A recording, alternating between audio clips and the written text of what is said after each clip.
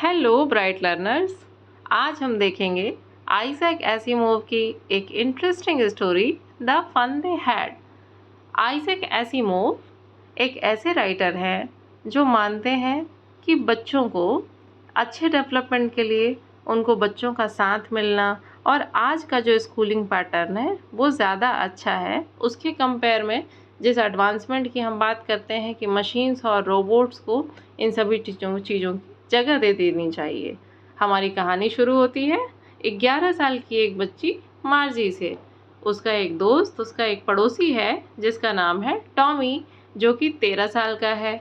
ये दोनों नेबर्स बच्चे आपस में दोस्त भी हैं, साथ में अपना टाइम भी स्पेंड करते हैं।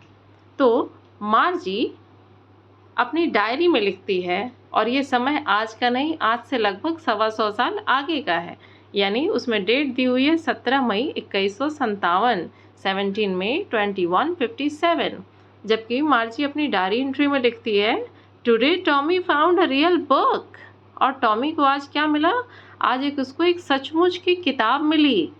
और ये सचमुच की किताब कैसी थी? हाँ, ऑफ कोर्स ये आज की किताबों जैसी थी।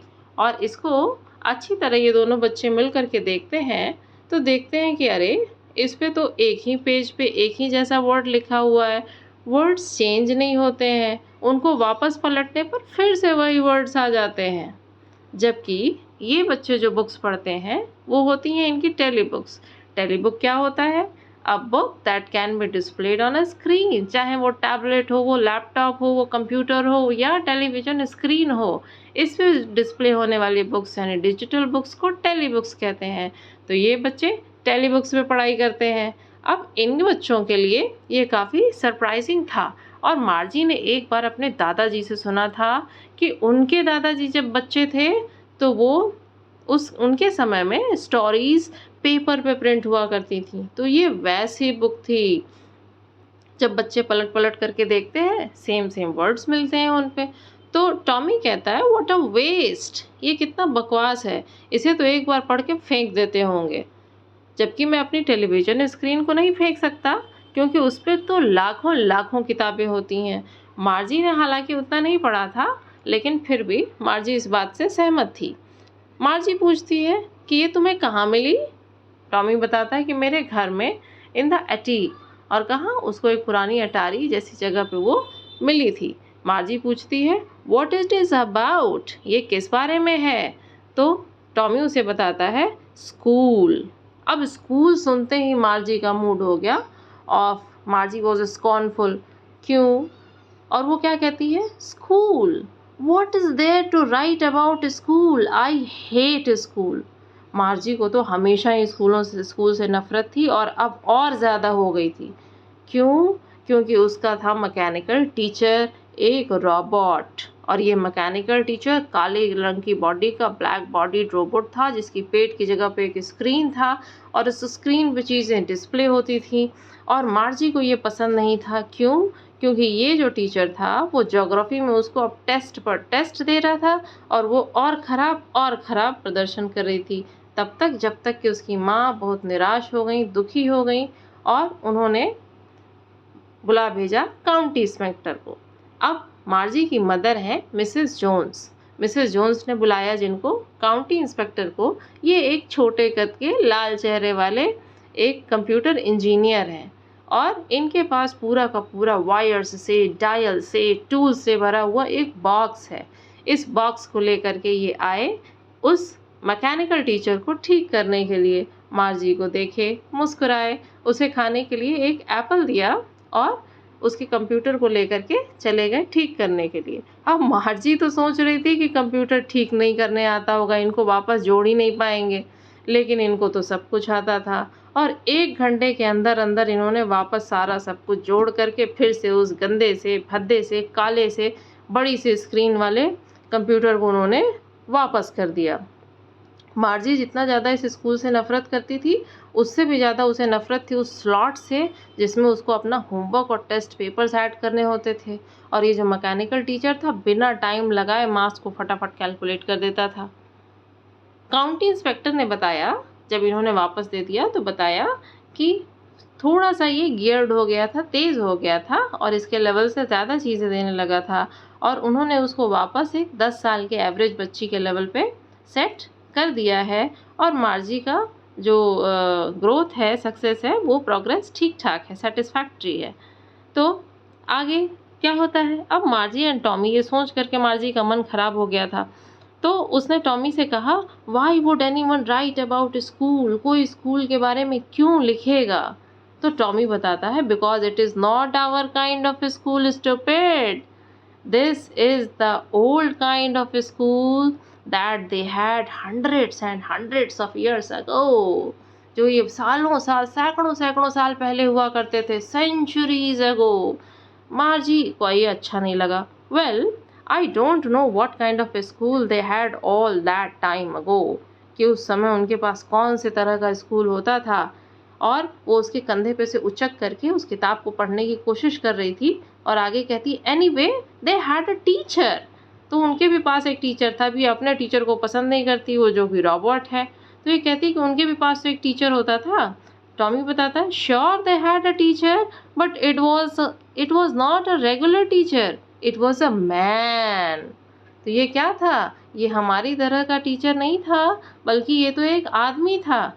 A man, how could a man be a teacher, भला एक आदमी एक टीचर कैसे हो सकता है? Well, he just told the boys and girls things and gave them homework and asked them questions. तो क्या ये लड़के लड़कियों को एक जैसी चीज़ें बताया करते थे, उनको होमवर्क दिया करते थे और उनसे क्वेश्चंस पूछा करते थे।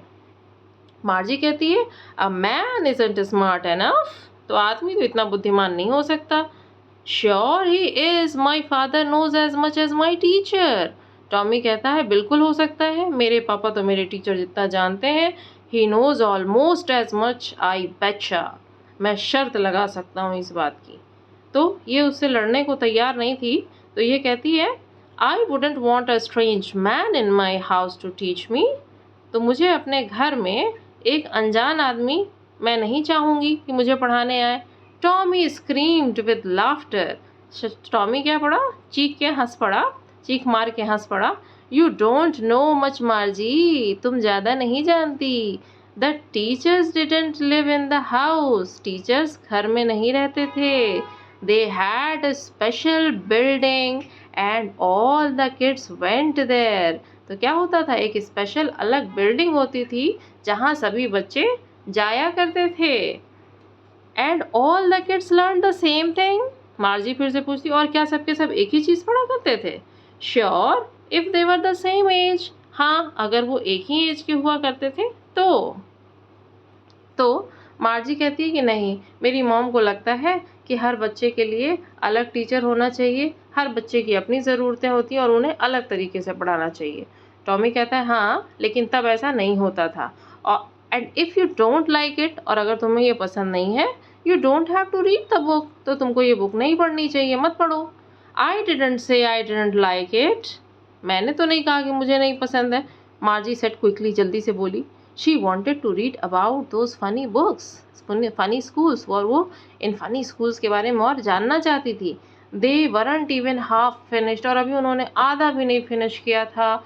When Margie's mother called, Margie school, तो जब मार्जी की मम्मा ने उसे बुला लिया कि मार्जी चलो स्कूल का टाइम हो गया, मार्जी ने देखा, नॉट येट मम्मा, नहीं मम्मा अभी नहीं। Now said Mrs Jones, and it is probably time for Tommy too, और शायद टॉमी का भी टाइम हो गया स्कूल जाने का।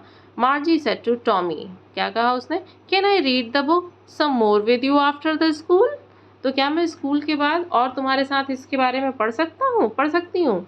उसने कहा, मे बी, हो सकता है। और फिर क्या होता है, वो अपने बेडरूम के बगल में उसका रूम बना हुआ था, स्टडी रूम मार्जी का, उसी को में वो रोबोटिक टीचर, मैकेनिकल टीचर रहता था, जो उसको हर दिन except Saturday and Sunday, Saturday और संडे छोड़ करके डेली सेम टाइम पे पढ़ाया करता था, क्योंकि मदर को ये लगता था कि बच्चियाँ एक ही समय पे डेली पढ़ेंगी तो अच्छा सीखेंगी। फिर से स्क्रीन जल उठती है और अरिथमेटिक लेसन शुरू हो जाता है। उसमें वो दिखाता है क्या, एडिशन ऑफ प्रॉपर फ्रैक्शंस, कैसे प्रॉपर फ्रैक्शंस को ऐड करें। और कहता है please insert yesterday's homework in the proper slot. तो वो वैसा ही करती है, वो होमवर्क ऐड करती है और ये सब का सब चल रहा होता है। और पूरे के पूरे समय जब ये सब वो कर रही थी तो वो सोच रही थी अपने अपने दादाजी के दादाजी जब बच्चे थे तो कैसे सारे बच्चे अड़ोस पड़ोस से एक साथ इकट्ठे होकर के हंसते चिल्लाते स्कूल में जाते होंगे, एक साथ स्कूल में बैठते होंगे और स्कूल ख़त्म होने पे एक साथ वापस चले आते होंगे। वो एक ही जैसी चीज़ें देखते होंगे और सीखते होंगे, एक दूसरे की हेल्प करते होंगे, एक दूसरे से बातें करते होंगे। और तो और इंसान थे टीचर्स जो थे वो भी इंसान थे। और इधर मैकेनिकल टीचर अपना स्क्रीन पे फ्लैश हो रहा था, when we add fractions 1/2 and 1/4। और मार्जी सोच रही थी उन बच्चों के बारे में कि उन पुराने दिनों में उनको कितने मज़े आते होंगे। और she was thinking about the fun they had, कि जो मज़े वो किया करते थे। तो ये थी स्टोरी पूरी की पूरी यहाँ जो ख़त्म होती है। हमने इस स्टोरी में क्या देखा कि अगर एडवांसमेंट को हम रियल बुक की जगह टेली बुक्स लेकर के चले आते हैं, हम इतनी टेक्नोलॉजी को एडवांस कर रहे हैं, हम मैन की जगह रोबोट को ले आ दे रहे हैं और स्कूल की एक बिल्डिंग की जगह हटा करके अपने पर्सनल स्टडी रूम में कंप्यूटर से पढ़ाई करते हैं, तो उसके साथ साथ हम और किस चीज़ की तरफ आगे बढ़ रहे हैं, तो वो है सभी बच्चों का ग्रुप साथ, ह्यूमन टीचर्स जो अपनी अंडरस्टैंडिंग के बेसिस पे बच्चे के डेवलपमेंट के लिए ज़्यादा अच्छे होते हैं in comparison to that loneliness, जहाँ पे बच्चे पहुँच जाएंगे उस अकेलेपन में जो बच्चों की ग्रोथ के लिए डेवलपमेंट के लिए अच्छा नहीं होगा। तो इस चैप्टर में हमने ये देखा। अब इस चैप्टर के अंडरस्टैंडिंग के बेसिस पे आप बताएंगे कुछ क्वेश्चंस, उनके आंसर आप कमेंट्स में बताएंगे। और हमारे क्वेश्चंस हैं, how old are Margie and Tommy, Margie और टॉमी की क्या एज है। दूसरा, what did Margie write in her diary, Margie ने अपनी डायरी में क्या लिखा। तीसरा, had Margie ever seen a book before, क्या मार्जी ने पहले कभी किताब देखी थी। What do you think a telly book is, आपको क्या लगता है टेली बुक क्या होती है। एंड 5, वेयर वॉज मार्जीज स्कूल, मार्जी का स्कूल कहाँ था। Did she have any classmate, क्या उसके पास कोई उसके साथ कोई क्लासमेट्स भी थे उसके। बस यहाँ पे ये चैप्टर क्लोज होता है। Happy studies.